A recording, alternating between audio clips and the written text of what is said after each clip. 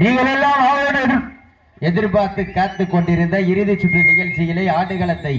அலங்கரிப்பதற்காக மதுரை மாவட்டம் அரிட்டாபட்டி சுமதி சகமித்ரா அவரது காலை அந்த காலையிலே எப்படியும் அடக்கிய தீரவிட ஒற்றை நோக்கோடு வலம் வந்து கொண்டிருக்கின்ற வீரர்கள் சிவகங்கை மாவட்டம் பிள்ளையார்பட்டி கோட்டை காளியம்மன் குழு வீரர்கள் மிக துடிப்புடன் வலம் வந்து கொண்டிருக்கிறார்கள். இந்த கடுமையான போட்டியிலே